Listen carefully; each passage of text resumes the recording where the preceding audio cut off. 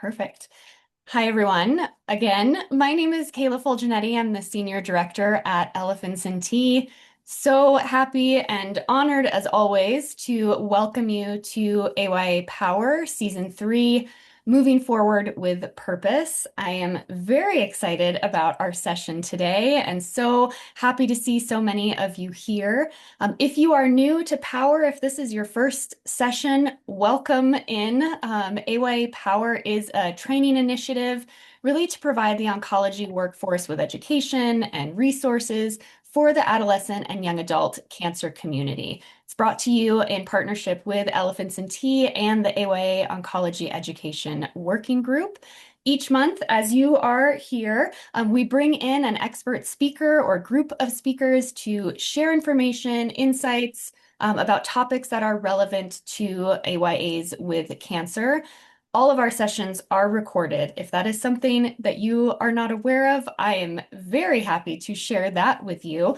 You can check out our website. There is a library of all of our past sessions. So season 1, season 2, everything from season 3 so far is up there for your viewing pleasure. So make sure that you check those out, share those with your colleagues. If you're looking for a particular topic, we might have it. And so it's just a beautiful resource to check into and look at. This will be recorded as well and added to the library in just a couple of days. So when you look at our website, if you scroll down to the bottom, you can find some of that on-demand content there from all of our previous sessions. Just a little bit of housekeeping on my end, and then I'll pass the mic off. First, just a huge thank you to our sponsors for supporting Power, our founding sponsor, I'm Not Done Yet Foundation, and our supporting sponsor, Eisai Pharmaceuticals. We always look forward to the engagement of all of you here in the space. It's why we do Power. We want to have conversations. We want to connect you with experts. So please make sure that if you have questions, there should be a little Q&A button box down at the bottom so you can drop those in and we will help facilitate that question and answer with our panelists. We also just want to acknowledge a huge thank you to all of you that are on the front lines doing the work that you do. We know how hard it is to do what you all do and are just very grateful to you for supporting and serving the AYA community in the capacities that you do. So thank you for that. With that, I actually get to hold the mic a little longer and introduce our panelists today. We have 3 amazing individuals that are with us to speak with you on survivorship and really hopefully a honest conversation around kind of the state of survivorship for young adults. First is Dr. Mike Roth. He's a professor of pediatrics at MD Anderson Cancer Center, where he is the co-director of the Adolescent and Young Adult Program and director of the Childhood Cancer Survivorship Program.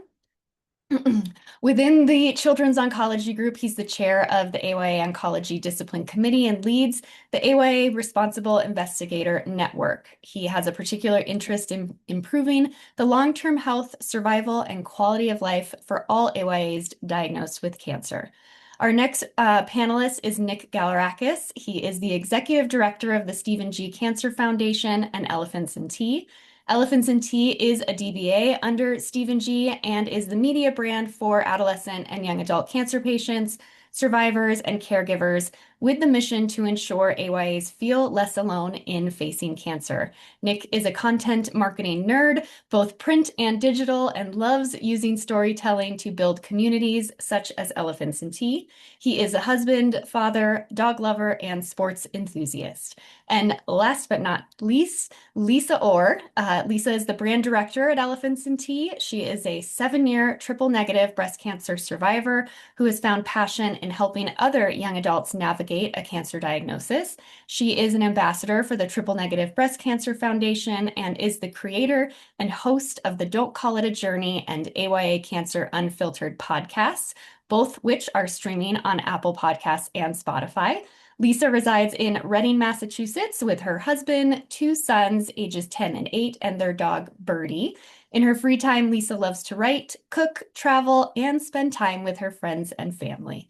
So I am honored to pass it over to Mike first, and then he will bring the other two individuals on to have a beautiful conversation. So Mike, let me get your slides up and going. So hopefully everyone Perfect. can see those. Yeah, thanks so much, Kayla, and thanks to everyone for joining. I think the lesson I just learned from Kayla's intros are that Nick and Lisa are both more interesting and exciting than I am, and next time I've got to add some things that may not be true to make me seem like a real human.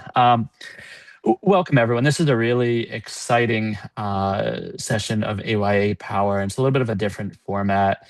We really want to talk about survivorship, what exists, what doesn't exist, what are the needs, and how we move forward. I wanted to start off just by framing the discussion a little bit with some data and some numbers, and then really move into the heart of the conversation, which is an open discussion with Nick, Lisa, and myself about where are we and where do we need to go. Next slide. Specifically, today we are going to focus on post-cancer treatment survivorship. So all individuals diagnosed with cancer or survivors from the day of diagnosis. And here we're really focused on a little bit of life after treatment. So if we think about the larger population of individuals diagnosed with cancer as an adolescent or young adult between the ages of 15 to 39, we have made a lot of progress over the last few decades. So much so that almost 86% of all newly diagnosed individuals today will be alive 5 years from now. Some will still be living with cancer. Many others will be post that initial cancer diagnosis and treatment. And what that's resulted in is a large and growing population of cancer survivors whose lives we need to address. Next slide.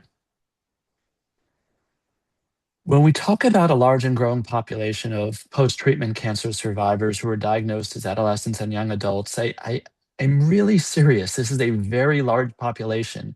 Cancer is rare in AYAs. Cancer survivorship is not. There's almost 2 million individuals living in this country who were diagnosed with cancer as an AYA and have completed treatment. That is not rare. We have an obligation and a responsibility to really identify the needs of the population and improve life for these survivors. Next slide. When we look at who these survivors are, it really ranges the gamut in terms of their initial diagnosis. So you can see in the figure on the left for females who were diagnosed with cancer as AYAs, on the right are males. And there's really every cancer across the board has a significant population of individuals who are post-treatment. For females, breast cancer and thyroid cancer are the kind of the largest populations. For males, it's testicular cancer, melanoma, and others. But really, this affects cancer in AYAs across kind of diagnostic criteria and different cancer diagnoses. Next slide. When we look at the age that our survivors are currently at and the years since diagnosis, we see an aging population. So most survivors of AYA cancer are older than age 40, despite being diagnosed under the age of 40. And there is a large and growing population of survivors who are over the age of 50 and 60. When we look at years since diagnosis, the dominant population is actually those who are over 10 years and over 15 years from diagnosis. So we're not just focusing on those individuals who were diagnosed a few years ago. We really have to think about the long-term health and outcomes of those patients who were diagnosed 10, 15, 20, 30 years ago, and what are their lives like post-treatment? Next slide. Unfortunately, we know that life often doesn't just go back to normal once cancer treatment ends. And for the folks who are cancer survivors on the call here, you know that better than others. And I apologize and should have started off by saying some of this information may be a little bit triggering for people, and just to be mindful that there's people behind all of the numbers that we're sharing here, and really just important to acknowledge how what we see on the slides here impacts individual lives. What's important for the audience to know is that life after cancer treatment often is complicated by health conditions. And these could be both physical health conditions and psychosocial health conditions. You can see the figures on the top show that compared to individuals who are age matched and sex matched who never had cancer, our survivors have a higher risk for developing one or multiple chronic health conditions at an earlier age. We also know that these health conditions could lead to really poor outcomes, including death at an earlier age.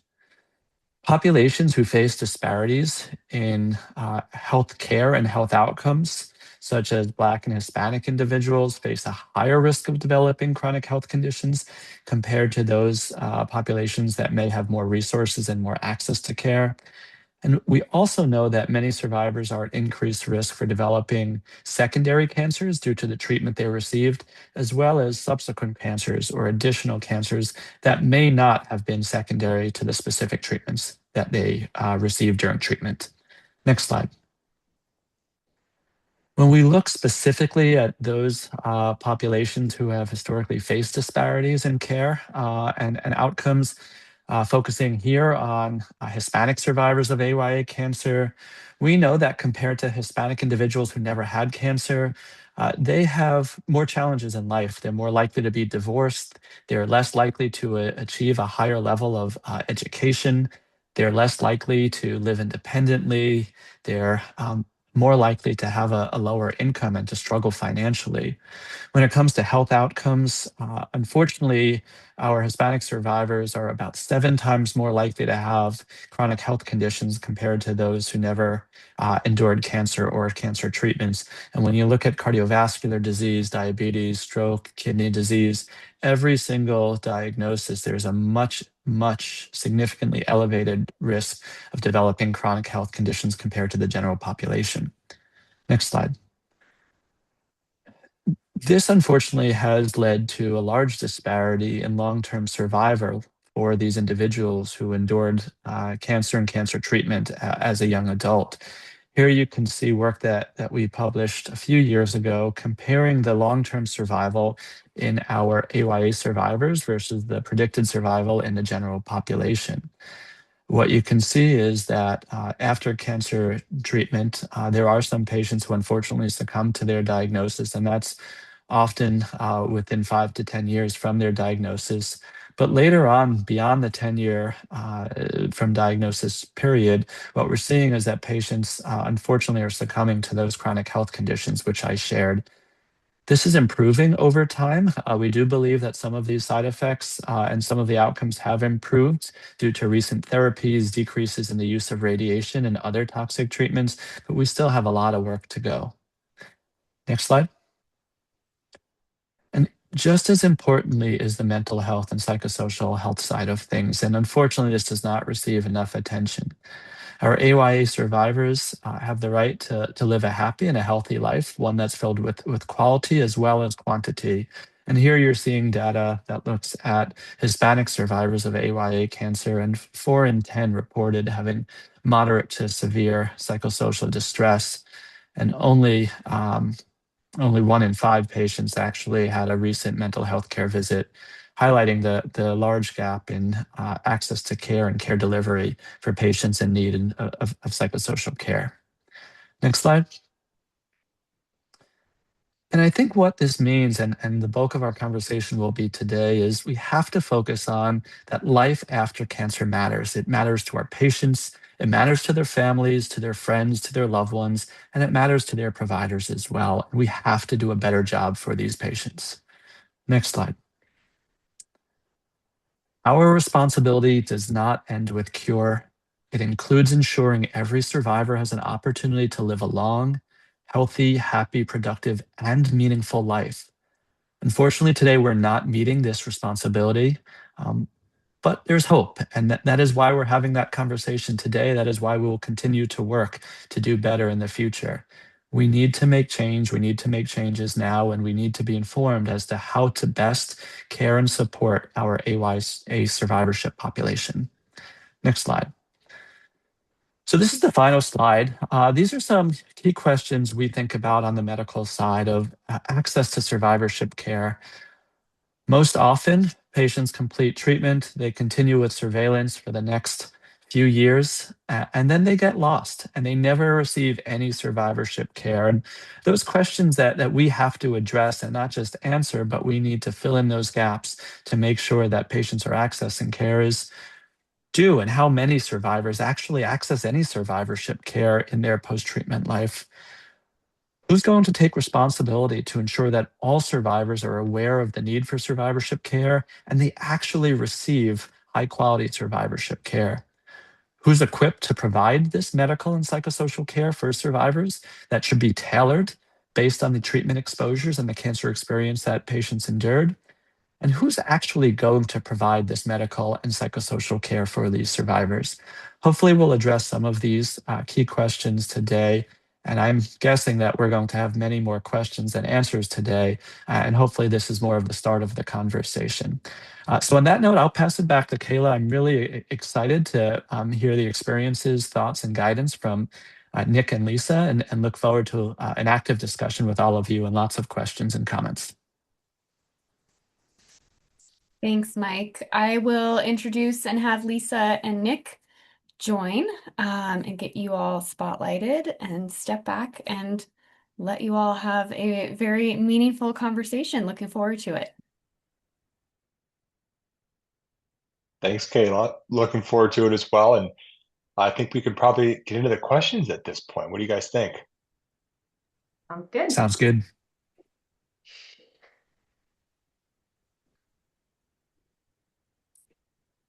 Okay.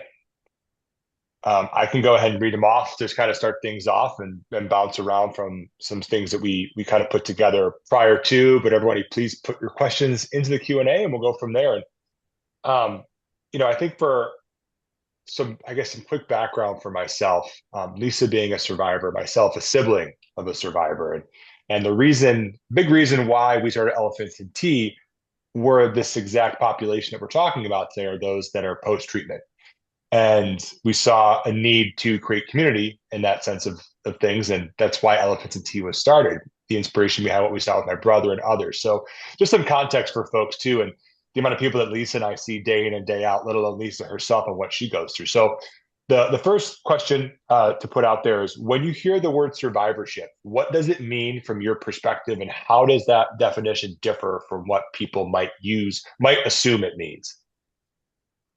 Yeah, so I can jump right off. I think the biggest thing for me and the thing that we hear very often at Elephants and Tea is that survivorship really, it's not a finish line.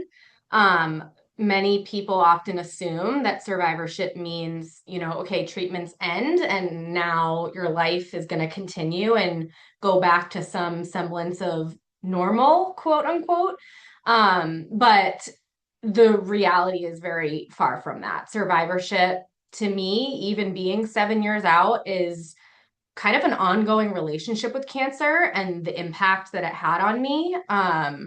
And so for me specifically, it's not just about living after cancer, it's more about learning to live with everything that cancer has changed about my life.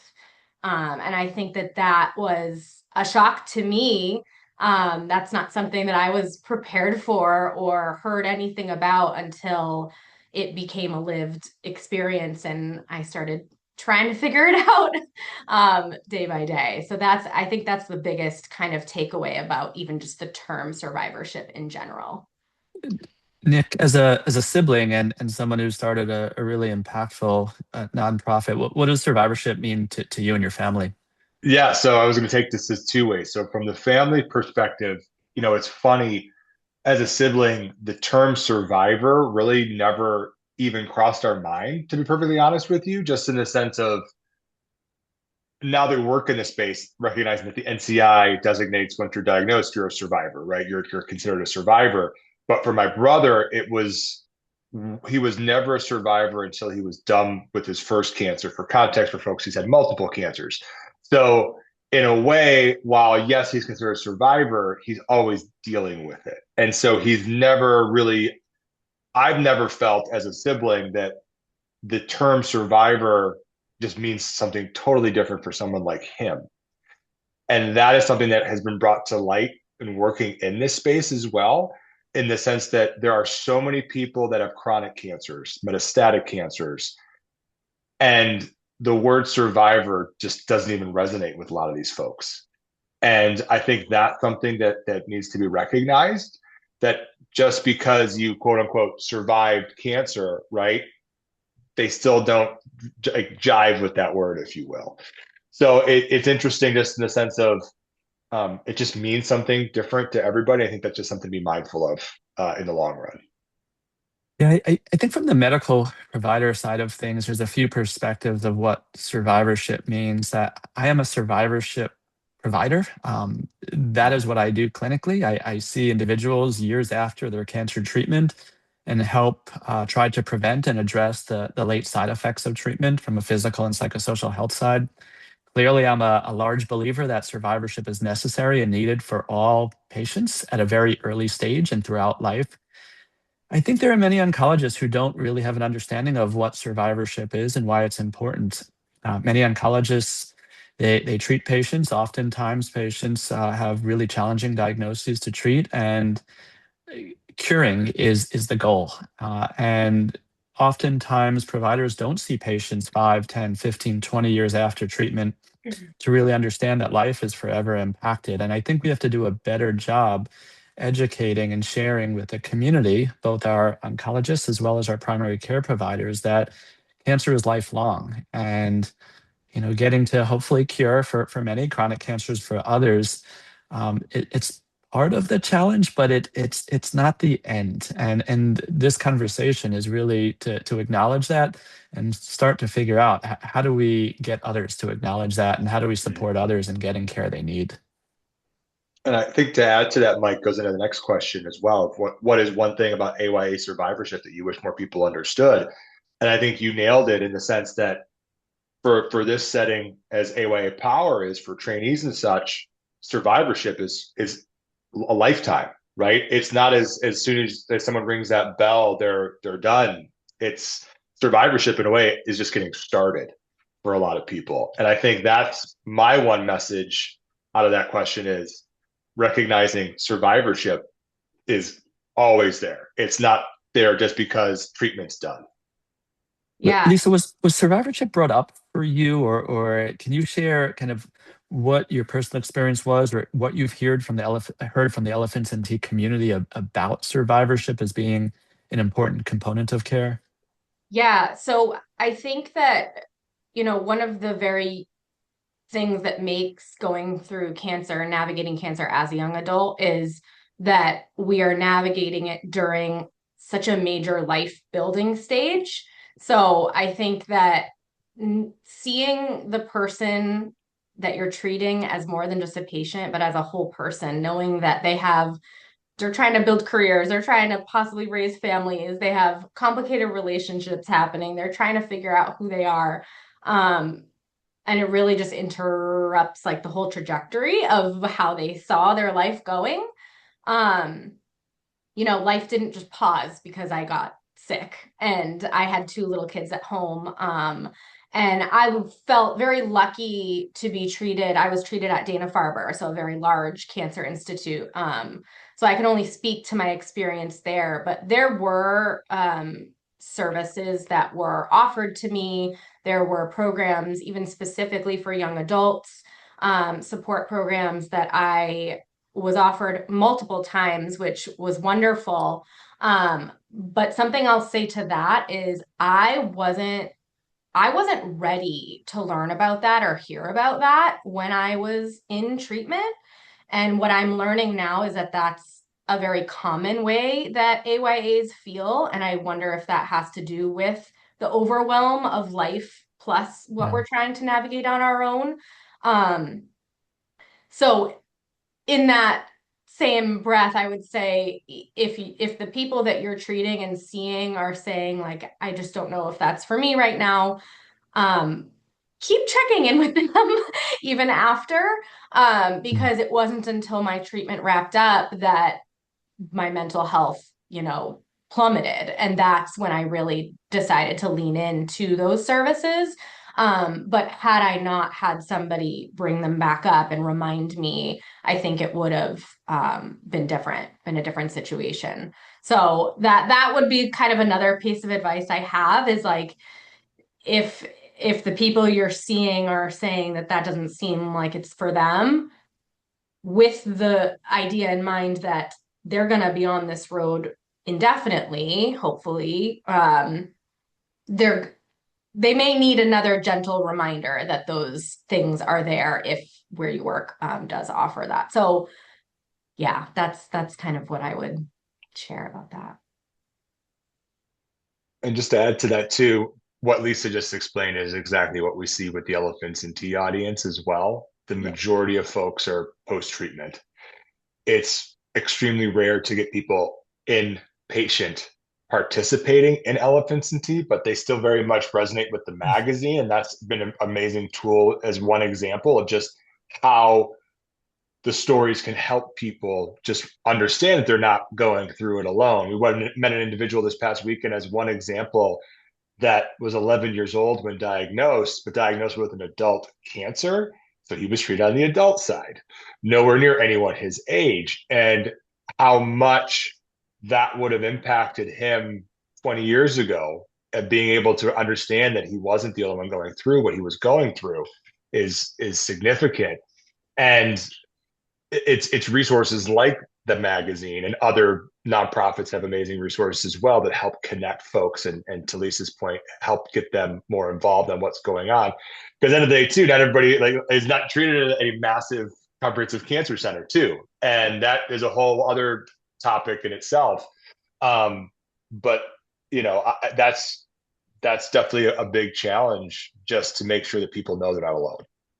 Yeah, I was going to share and reflect on Lisa's comments. I make the bold statement often when I give talks that survivorship care for AYAs does not exist. It's not a field. It's not a thing for most places. And Lisa, just reflecting on where you receive treatment, where I work, a large cancer center, and we've developed resources and survivorship support for AYAs. I think that's the exception and not the rule. I think most individuals, especially those treated in community settings, never have a discussion about survivorship, never get any care throughout their lives that is survivorship focused. I think most individuals who get treated at large institutions and then go on after cancer and after treatment and live their lives never get subsequent survivorship care focused on their treatment exposures and what are their risks to their physical health and their mental health. And that's a problem. And the question that always comes up in my mind is yes, there are resources, and I see Christabel's on the call and many other colleagues and friends who are trying to address these issues. There are resources out there, but if patients and survivors never get connected to those resources, for them, they don't exist. And how do we do that? How do we get the information to our survivors, knowing that community oncologists, adult providers are very busy, primary care providers can't know everything about everything? How do we tackle that issue and continue to build this community and knowledge? Yeah, exactly. I feel like so this conversation is so important because if we want better survivorship care, we have to start by listening to the people who are surviving and what they feel like they need. And yeah, Mike, I would say exactly. I feel like, especially for triple negative breast cancer, and especially 7 years ago, where the treatment today is completely different from what I received 7 years ago, which is amazing and speaks to incredible research. But my treatment ended, and I, it was a very strong feeling, a sudden loss of that structure and support in terms of going there weekly, speaking to my medical team on a regular basis. And that system really does kind of disappear. And I think on the flip side, yes, being at a large institution, it they have resources and there are definitely a lot of pros, but on the flip, it was kind of sometimes common to feel like an itty bitty minnow in a Yeah. very, very large ocean. So that I think is another thing that stands out to me is when when I did go up for my follow-ups to kind of be um, spoken to like a human and asking me, well, how are you doing? Or how are the kids? Even though, maybe you had to write that on a piece of paper to remind yourself who I was and a fact or two about me. But taking that extra step to show that empathy that, Yeah. you see me for more than just a number on a paper, I think is also wildly important. So, Mike and Lisa, I'm going to jump in and ask some audience questions. We're getting a lot. Yeah. So awesome answer though, Lisa, to Mike's comment. So thank you for that. The question here: what criteria determine when a patient should transition from active oncology treatment to survivorship care? I feel like that one's probably more for Mike. Yeah, that's a really good question and a challenging one. And you know, I I think ideally there is a natural transition to survivorship over time where are elements of survivorship that are being ideally addressed by the primary oncology team. And then over time, that gets transitioned to folks who could provide the longer term survivorship. So elements like oncofertility, fertility education, fertility preservation, that needs to start before treatment. And that is clearly a survivorship issue and needs to be led by the primary oncology team or services in the institution to address those needs. Disease surveillance often is led and guided by the primary oncology team. Early cardiac function, what are those initial risks? Neuropathy, so having nerve pain, having other acute side effects that can become long lasting chronic side effects. Those need to be addressed early. And at some point, there needs to be a transition to knowing that we do not have the capacity within our cancer sites to care for patients forever. There are too many individuals being diagnosed and need treatment or cancer directed therapy. We have to have a plan. And I think that's where we're struggling is that most sites have good plans for bringing new patients into their health systems. They do not have exit strategies or transition strategies. And that's where we need to do better. I personally believe that primary care is the appropriate and best place for long term survivorship for many patients, not for all, but I think for those low to intermediate risk patients and survivors for kind of long term side effects, I think that's the right place. And we need to equip those primary care providers and develop those relationships to feel comfortable to care for the survivorship needs. Primary care providers have a much harder job than oncologists do. They have to know something about everything. Oncologists have to know a lot about a small area. We need to give them the tools to know a little bit about cancer and survivorship. I definitely agree with that because I love my primary care physician, love her. But that's another situation where I feel like I can sense, and yes, I'm an empath, but I can sense how much even they feel like they're drowning with their workload. So when I go see her, it seems very like, what are the problems? What can I give you?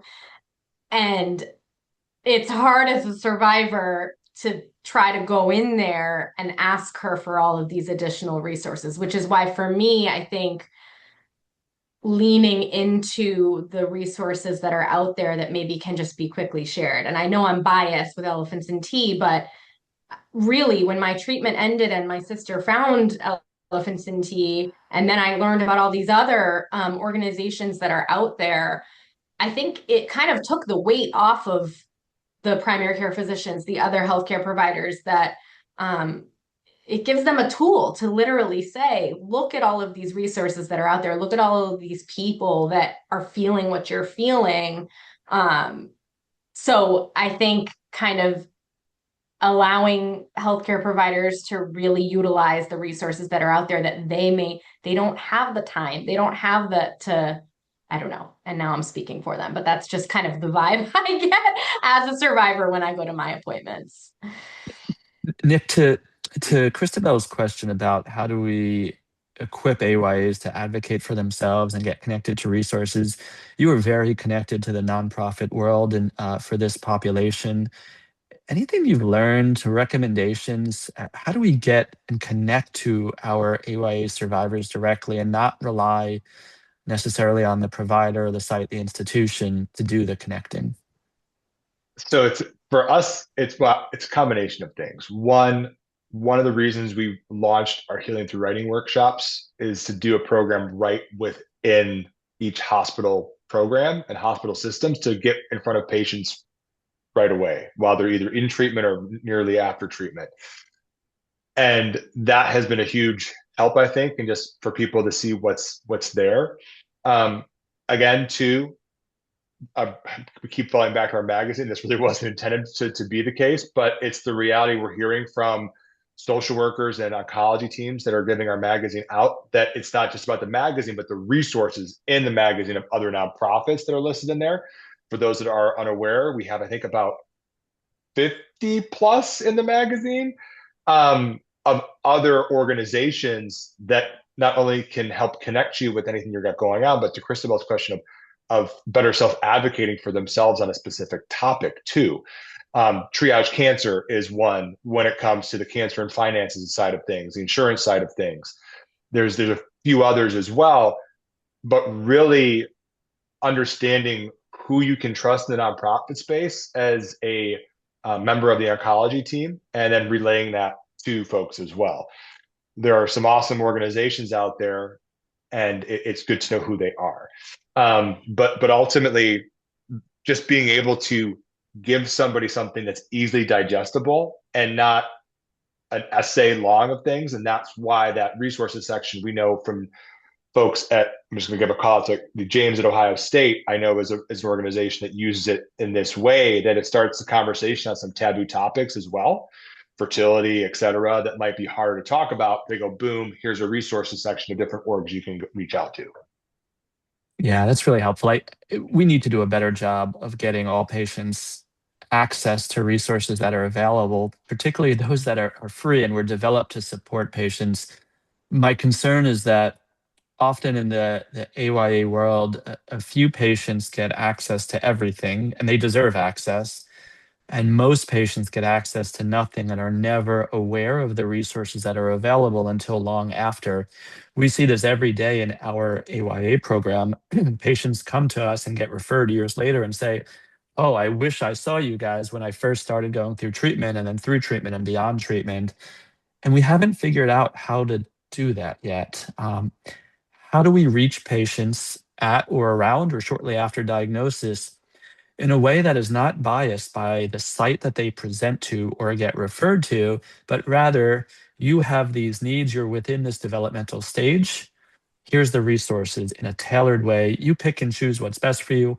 That may evolve over time. We need to revisit that and readdress that as you continue to, go through life and have different experiences. I think we need folks on this call and others to get more folks access to something that would be helpful. But I'm not sure if this is going to help, but I know for us, it's getting outside our bubble, getting outside the typical people that we know, and reaching out to other organizations that might not look like us, right? Or Yeah. many of other things. And what I'm finding as well, specifically in the AYA space, Mike, you and I have talked about this to no end. It's an echo chamber at times of support. And recognizing that there are specifically, and I'm talking now just for the AYA space, right? There are cancer disease organizations that support AYAs, and they never heard what AYA or that AYA even existed. So it to a certain extent, it falls on us as the nonprofits who are helping to be a microphone for other nonprofits too, to also see who else is out there that isn't someone we normally work with. Because I recognize that those that are working in the hospital system, there's only so much time in the day too. And to be an amazing social worker, to be an amazing nurse practitioner, to be an amazing doctor, to find a way to reach out to those different orgs too is really going to be beneficial for the patients in the long run. But we also need more resources from the hospitals to allow them to do that. That's the thing. Yeah. So yeah. Helpful. I see a lot more questions in Q&A. I must admit, I'm usually pretty good at keeping up with chat and Q&A, and I'm struggling here. Here's one that I know came through, and this is more for you, Mike. How do we find specialty physicians who are also familiar with the long-term effects of cancer treatments to connect our patients to them? Yeah, it's a challenge. So the world of cancer survivorship really sprung from childhood cancer survivorship. So unlike most things in oncology, where new drugs come from the adult side down to the childhood cancer side, survivorship grew out of the understanding that as children were growing up and they were cured of their initial cancer, they were having a lot of health issues. So then survivorship programs started to spring up, moved into the adult oncology world. The challenge is that, to be very blunt and frank, is that survivorship is not a profitable endeavor.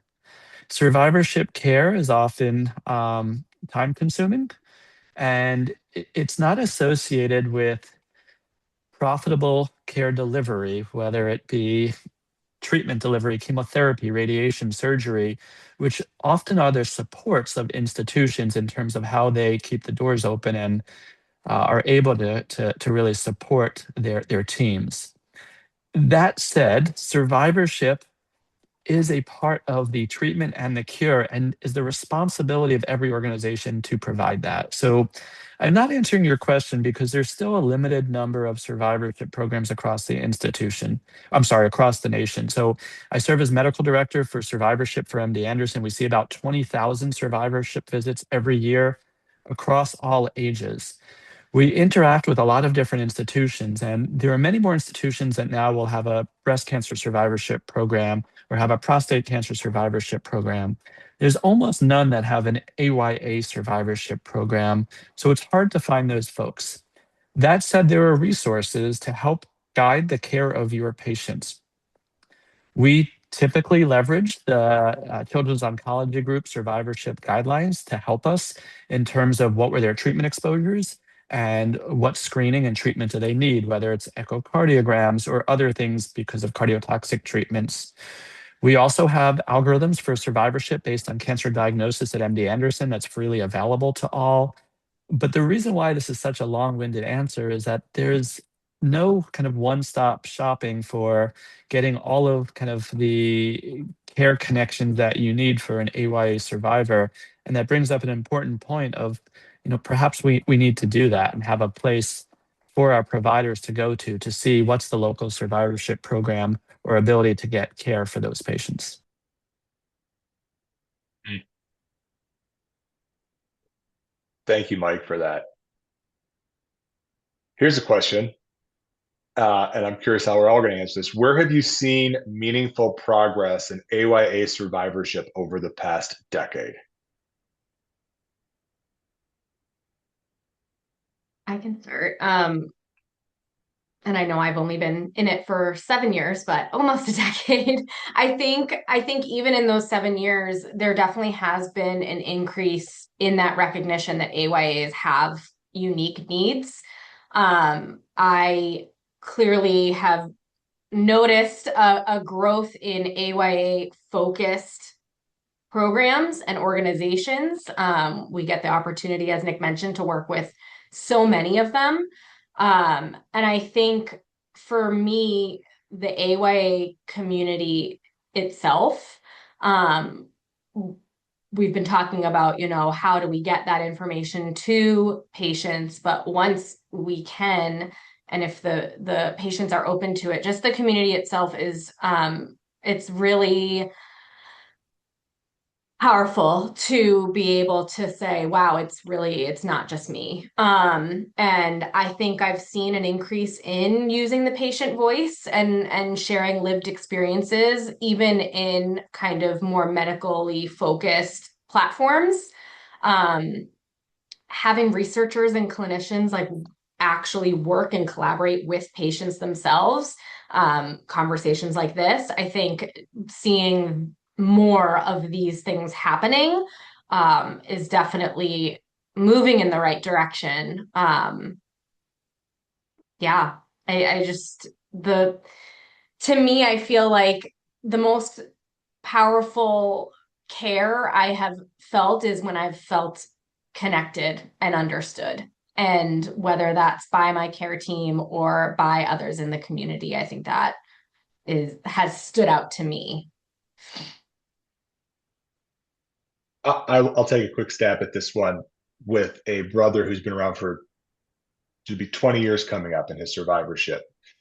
That has a multitude of recurrences and other things, and the amount of people that we've been around from 20 years ago to now. Even just the amount of resources that are available to people has quadrupled in that. For the AYA space 20 years ago, I want to say that Stupid Cancer from a nonprofit standpoint was really the only player, and Live Strong, I'd say, in supporting survivors in any way, shape, or form from a long-term survivorship standpoint. What you're seeing as well in the hospital settings are more people stepping up from a funding standpoint to support these programs too, thanks to organizations like Teen Cancer America and others too that have been able to implement more programs across the board. But we're still relying on individual donors to run those programs and foundations, and that's something that hasn't changed a whole lot from the hospital standpoint. Mike, I'm sure you can speak more to that than I can, but again, it's one of those things. If you're in a community that has a lot of dollars, you're going to have more support. If you're in a community that does not have a lot of dollars, I don't know if much has actually changed in that sense of things. Mike, I'll throw it to you because I see you want to maybe chime in on this as well. Yeah, I agree with everything that's been said. We've made a lot of progress in the AYA world. Many more people are aware of what AYA means, and the fact that we need to do better for patients. We have increased the awareness of the needs of the population. We've increased clinical trials and research. We've made progress in survival and new treatments. I think where we continue to struggle is in survivorship. I don't think AYA survivorship is something that's been given attention and recognized as an urgent need from a community standpoint, from a national standpoint. And we need to raise the voice of individuals who are in this stage of life, have lifelong needs, and we haven't gotten there yet. I think we will get there. I think the recent publication noting that there's over 2 million survivors of AYA cancer living in this country is a step in the right direction. But now it's, what do we do with that information? It's not enough just to report that people are living after cancer. There's many folks on this call who have looked at and are trying to impact kind of what life after cancer is and looks like and can be. We need more of that, and we need more folks who are invested in improving life, not just during cancer, not just improving cure rates, but improving quality of life and productivity and joy after cancer treatment. So thank you, Mike. I think that was great. I think this is a great segue to the question that just came in, and I feel very strongly about this one. And I know it's directed to you, Mike, but I think Lisa and I may have some feelings on this one as well. When a patient is diagnosed with late stage curable cancer and needs to begin treatment immediately, how does that urgency impact the survivorship approach? In many of these cases, patients don't have time to learn about process things like oncofertility or potential long-term side effects before treatment starts. So, Mike, how do situations like this shape the way you approach survivorship care, if at all? Yeah, that's a really great question. To me, knowledge is power. These are our patients' lives, and they deserve to have the information of how cancer and treatment could and may affect them in the future. Our job is not to overwhelm people at a time when, having a diagnosis, a new diagnosis, changing life, changing, family dynamics, impacting work are all things that are overwhelming. My goal is to say, these are some big picture things we need to be concerned about or think about. Don't worry about it now. We'll deal with it together. We're here to support you now and through and beyond cancer. There are some patients who want to learn everything. They want every detail. They've been researching and they say, I just need to know everything. There are others that say, thanks for giving us just kind of a general overview of, what things to think about. Most importantly, we need to get rid of this cancer now, and we'll deal with that stuff as it comes. But it's not for me as a provider to decide what information patients want to know. We have to ask the question. Things like oncofertility that, for many, family building is a major life goal. And there are things that we can potentially do for many patients prior to treatment. I can't worry about dancing around that concern that there's a lot of urgent things. I want the patients and their families and their loved ones to make those decisions, but we have to hear people. We can't assume that this individual, potentially has fewer resources, so we shouldn't offer them the same fertility opportunities as others. I'm just meeting people for the first time. There's a lot of assumptions always. That's not my role. My role is to share our knowledge and say, here, we're here to support you. How can we help you? There's a lot more to that really deep and thoughtful question. But in general, patient autonomy always rules. Yes. Thank you, Mike. Just to add quickly to that, and how powerful it is for people to understand just what the options are, if any. They deserve to know that, especially when it comes to the oncofertility side of things. And for those that aren't familiar with us, Walgreens has been a supporter of ours for years and has actually changed a protocol with their specialty pharmacists. When they give out a chemo drug for the first time to a patient, they have to bring up fertility now because of the stories that we produced from survivors in our community and how impactful that was. So just kind of just to give you that quick example of people that were not even brought up to them and how angry they were later on in life that they lost the ability to have children. um, to Mike's point, it's let them know about it. They deserve the right to know that that's going to be a side effect potentially, and obviously go from there. Yeah, I very much agree. I'm not going to repeat the same thing, but I actually just had coffee this morning with someone that I connected with that had a similar diagnosis to me, another young woman who did not have kids yet, and she was told by her doctor that they didn't they needed to go right to chemo. They didn't have time to think about any of the other things.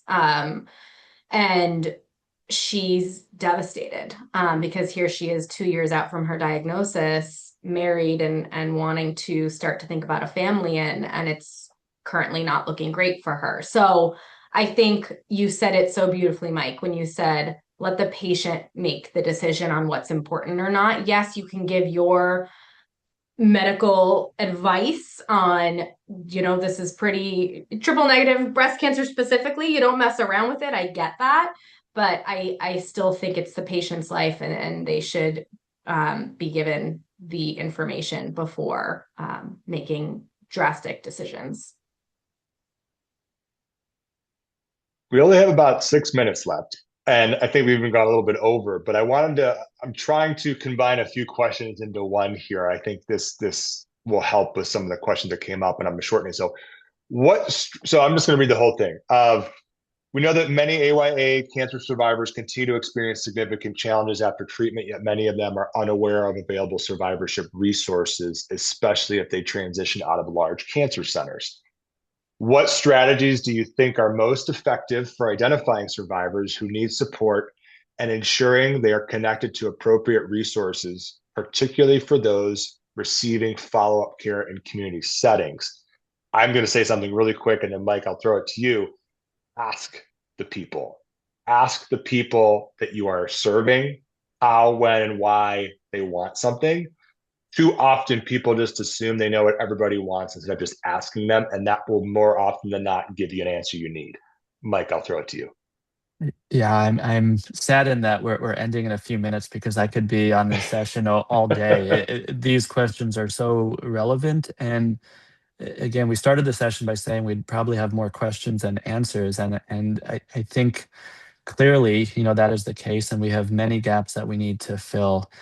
My personal bias, and I'm trying to be a little bit unfiltered here, is that we need to change how we do survivorship. I think we need centralized models of survivorship care, regional models of survivorship care, where our patients have the ability and the opportunity to get a telehealth-based or centralized survivorship consult expertise, and that care is delivered locally in their communities. Because survivorship to me is not rocket science. The actual delivery of what is needed based on treatment exposures it's not this super challenging field where we're developing new immunotherapies. It's you received this treatment, you need mammography, breast screening every period of time. You need echocardiograms every period of time. The physical screening part is not the hard part. It's the trust, it's the connection, it's the relationship building, which is the hard part. And I think we need to equip patients to be able to get care, like Nick said, from where they want to receive care, with whom they want to receive care, and have support from those experts to ensure that they're getting the recommended kind of screenings and treatment. This probably could be an hour or two discussion with many folks who are participating in this call, but we need to think about survivorship differently because I don't think the current model of a free for all is going to result in any change in care delivery. I think the folks on this call just acknowledging that survivorship and survivors have different needs, that is a step in the right direction and will lead to better care for people.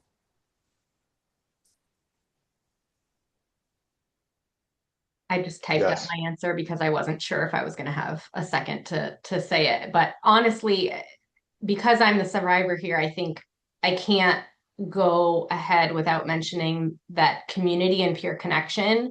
If that is being um, shared as part of survivorship care, I don't even have enough fingers to count how many times I was directed to something, whether it be a medical side effect I was having from treatment or a mental health thing.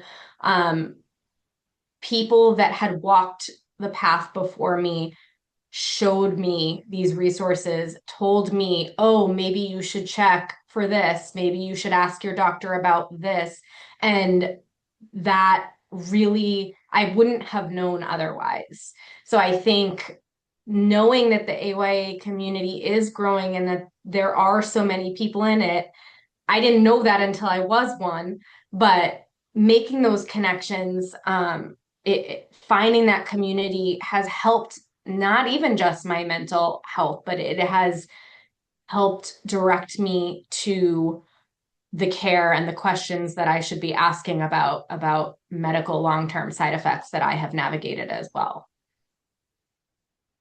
I think it's always best to give our patients the last word. So maybe Nick, we'll kick it off to you and Kayla to start to close this out. And hopefully this is the first of many more discussions. Beautiful.